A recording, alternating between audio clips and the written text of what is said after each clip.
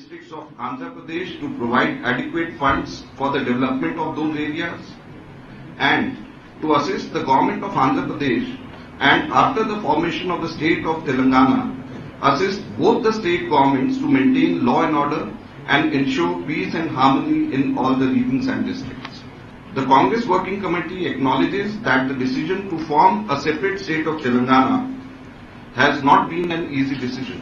The decision taken today has been taken after the widest possible consultations and after taking into account the checkered history of the demand for a separate state of Telangana since 1956.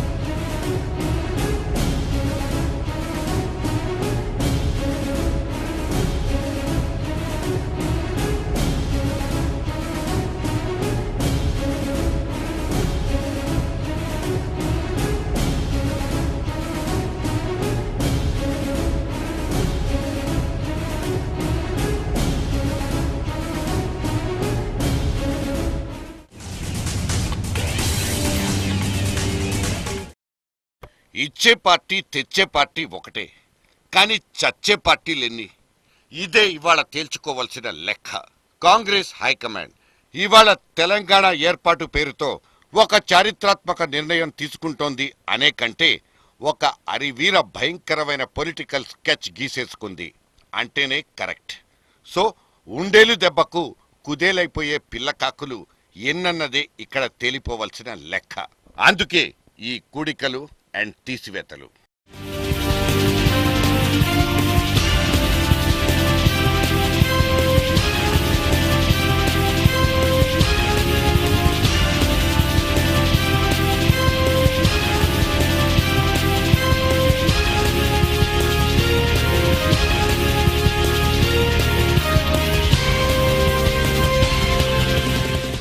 కాంక్ష versus ఆకాంక్ష. ఒక రాజకీయ కాంక్ష కోసం కోట్లాది మంది ప్రజల ఆకాంక్ష ఖర్చయిపోతోందా? Royal Telangana కావచ్చు, ఒట్టి రా తెలంగాణ కూడా కావచ్చు. ఏదైనా సరే రాహుల్ గాంధీని ప్రమోట్ చేసుకోవడం కోసం పుట్టే మాయోపాయమే తప్ప ఇంకొకటి మాత్రం కాదు. పార్టీ పరంగా కాస్తంత బెటర్మెంట్ దొరుకుతుంది అంతే చాలు. దేనికైనా తెగిస్తారు, దేన్నైనా తాకట్టు పెట్టేస్తారు. ఇవాళ తెలంగాణ ఇచ్చేస్తున్నాం, తెలంగాణ తెచ్చేస్తున్నామంటూ తెగ దండోరాలేసుకుంటున్న కాంగ్రెస్ పార్టీ వాళ్ల దగ్గర స్వలాభాపేక్ష అనబడే మిఠాయి పొట్లం కాకుండా ఇంకో ఎజెండా ఏదీ లేదు. ఇంకొకళ్ల మనోభావాల్ని గాని మనసా వాచా గౌరవిస్తూ ఈ వేర్పాటు నిర్ణయం తీసుకుంటున్నామంటూ బహిరంగంగా చెప్పుకునే దమ్ము ధైర్యం కాంగ్రెస్ పార్టీకి లేనేలేదు. అందుకే విభజన ప్రకటన కంటే దాన్ని సమర్థించుకుంటూ చేయబోయే వాదన కోసమే వార్ రూమ్లో ఒక భీకరమైన కసరత్తు జరిగిపోతోంది.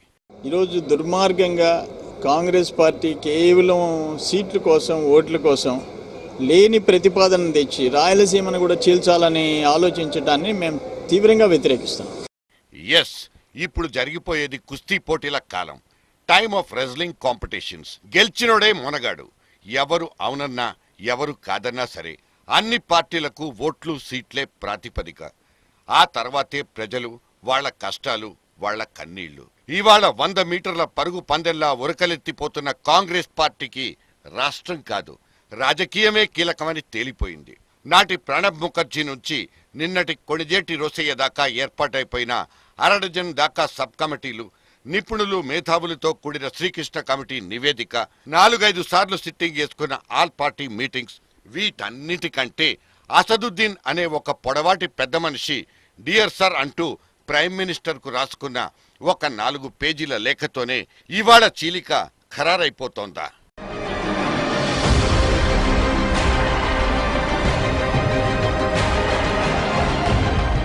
ఇవాళ మీడియాలో కనిపిస్తున్న కొన్ని రాతకోతలు కాదనుకుంటే ఓవైసీ లెటర్లోని ఆ 4 రాజకీయ అంశాలకే కాంగ్రెస్ హైకమాండ్ ఫ్లాట్ అయిపోయింది.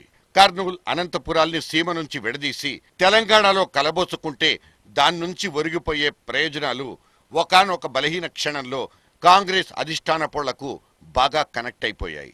ముస్లిం ఓట్ల శాతం మెండుగా ఉండే ఆ 2 జిల్లాలకు దగ్గరైతే తనకు లాభం దశకం 2 కుదిరిపోతాయన్న అసద్ భయ్య ఆలోచన.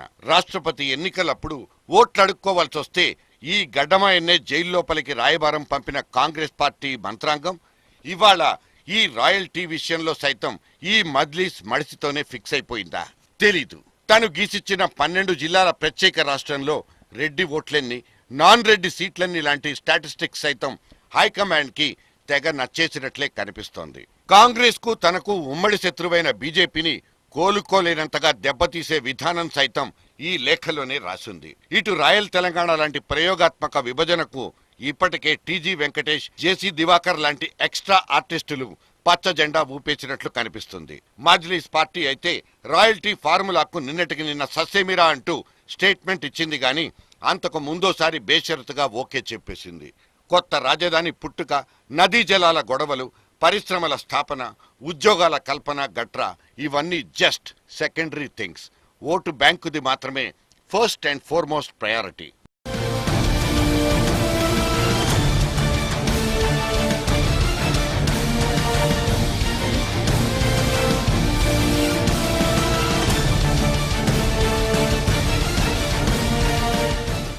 పవర్లోకి వస్తే 100 రోజుల్లోనే తెలంగాణ రాసిస్తామంటున్న బీజేపీ తోక ముడుచుకోవాలా? జగన్ పేరు మీదున్న ఒక ప్రాంతీయ పార్టీని ఉప ప్రాంతీయ పార్టీగా తుడిచిపడేయాలా?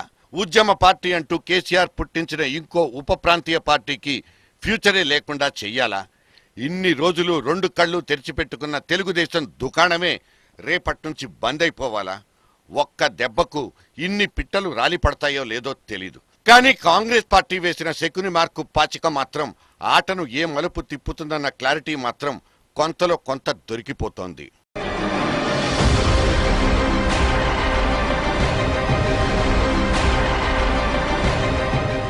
కర్ణాటక, కేరళలో కలిపి 30, ఏపీలో 20 ఇది కాంగ్రెస్ పార్టీ తాజా టార్గెట్.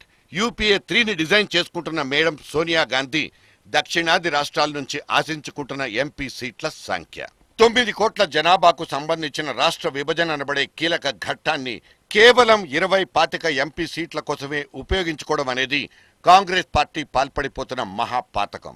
ఇందులో ఇంకో మాటకే చోట్లేదు. కాకపోతే పగటిపూట కనిస్తున్న ఈ కలలన్నీ తూచా తప్పకుండా సాకారమైపోతాయన్న గ్యారంటీ కూడా ఇక్కడ లేనేలేదు.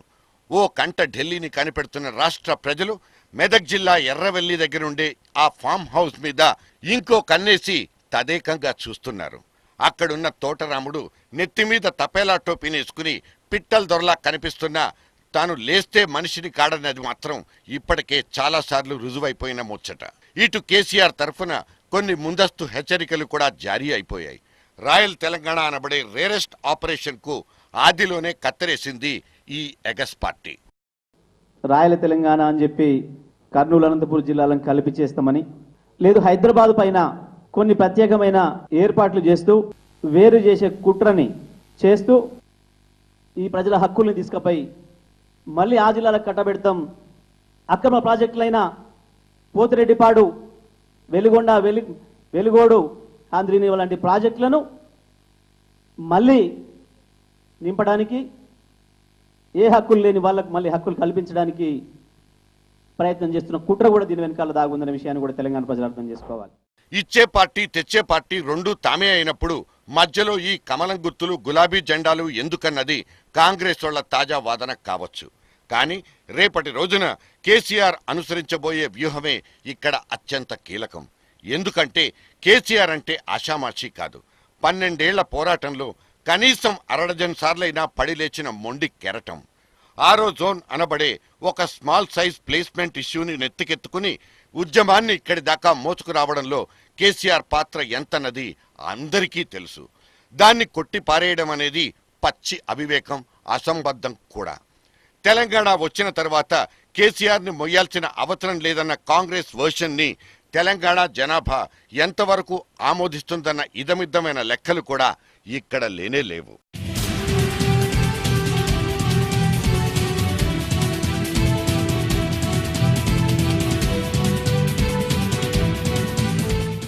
మీరు కోరుకున్నట్లే మీ విభజన వాంఛను తీర్చేశామంటూ ఇలా పుల్ల విరిచేస్తున్న కాంగ్రెస్ పార్టీకి రేపటి రోజున పెద్ద ఎత్తున రాజకీయ ప్రయోజనం వనగూరుతోందన్న ప్రగాఢమైన విశ్వాసాలేవి ఇక్కడెవ్వరికీ లేవు. ఇచ్చే శక్తి ఉన్నా ఇవ్వాలన్న మూడు మాత్రం ఆ పార్టీకి లేనే లేదంటూ గెంతేసిన లీడర్షిప్ మొత్తం మళ్లీ కాంగ్రెస్లోకి దూకేస్తుందని చెప్పుకోలేం.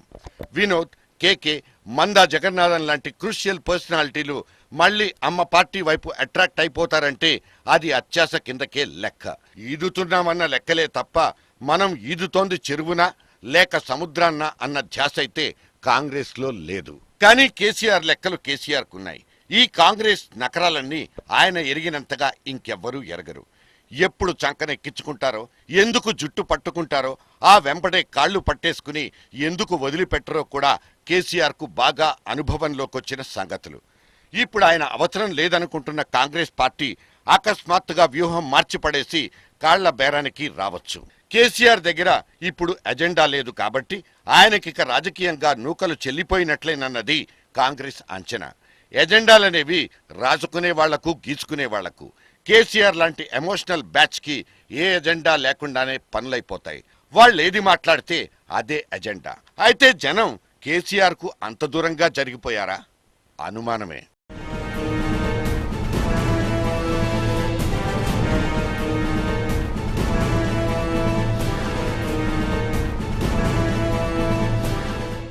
గులాబీ దండోరాను కాసేపు పక్కన పెడదాం. అటు జగన్ శిబిరంలో చీలిక పుట్టించి తెలంగాణలో ఆలౌట్ అయ్యే పెను ప్రమాదంలోకి వైఎస్ఆర్సీపీని నెట్టేయడంలో కాంగ్రెస్ పార్టీ సూపర్ సక్సెస్ కొట్టేసినట్లే. జగన్ లెక్క తప్పిద్దనేది అక్కడ జరిగిపోతున్న పరిణామాలే చెప్తున్నాయి. ఆచితూచి వ్యవహరించాలనే అత్యాశే తప్ప అందుకు తగిన ఆలోచన అక్కడెంత వెతికినా కనిపించదు. అనుభవ రాహిత్యమే అడుగడుగున. కొండా సురేఖ లాంటి వాళ్లు విసిరిన రాళ్లకు, వాడిన పద ప్రయోగాలకు ఇక ఆ పార్టీకి తెలంగాణ పదం ఉచ్చరించాలన్న భయమే. తెలంగాణ వైపు తలపెట్టి పడుకోవడానికి కూడా జగన్ పార్టీకి సీన్ లేదనేంత సీరియస్ గా మారిపోయింది ఇవాల్టి సిచ్యువేషన్. వాళ్ళ కుటుంబంలో ఒక నమ్మిన బంటుగా ఉన్నటువంటి సూర్యుడు ఎవరైతే ఉన్నాడో, మేము రాజీనామా చేసినప్పుడు వ్యక్తిగతంగా మా ఇంటికి వచ్చి చెప్పినాడు, ఆ పిల్లోని నేను చిన్నప్పటి నుంచి ఎత్తుకున్నా, ఆ పిల్లోడి వ్యక్తిత్వం ఏంటో నాకు తెలుసు, మీరు నమ్మి ఆయన వెనకాల పోతా ఉన్నారు, ఇబ్బంది పడతారు అని ఆ రోజు చెప్తే మా హస్బెండ్ మురళీధర్ రావు గారు సూర్యుడిని తిట్టి పంపించాడు. ఆ రోజు నిన్నేదో బయటకు పంపించాడు అనేటువంటి కోపంతో నువ్వు మమ్మల్ని ఈ విధంగా చెప్తా ఉన్నావేమో అని.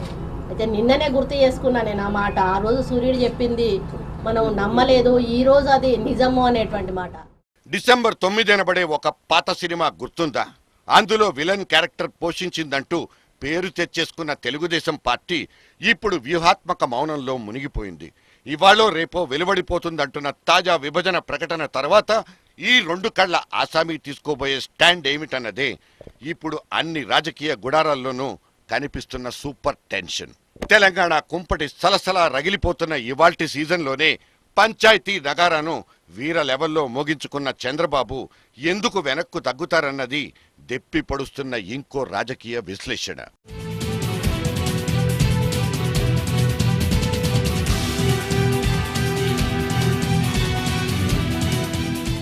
సీమాంధ్ర వైపు నుంచి కేసీఆర్ని, తెలంగాణ వైపు నుంచి జగన్మోహన్ రెడ్డిని రెండు ప్రాంతాల ప్రజలు ద్వేషించే స్థాయికి వాతావరణాన్ని వేడెక్కించింది కాంగ్రెస్ విభజన పాచిక. కానీ ఈ చితిమంటల్లో చేతులు కాలకుండా చలి కాచుకోవడం అంటే కాంగ్రెస్కు మాత్రం అంత సులభం కాకపోవచ్చు. పోలింగ్ తేదీకి ముందో, ఫలితాలు బయటకొచ్చిన తర్వాతో జరిగిపోయే అవగాహన ఒప్పందాలతో దొడ్డిదారుల నుంచి 10-25 పార్లమెంటు సీట్లు పోగేసుకోవచ్చు గాక. కాకపోతే ఇరు ప్రాంతాల ప్రజలకు కాంగ్రెస్ పార్టీ నైతికంగా దూరమయ్యే ప్రమాదం మాత్రం సీటు కిందే పొంచుంది. Just watch it.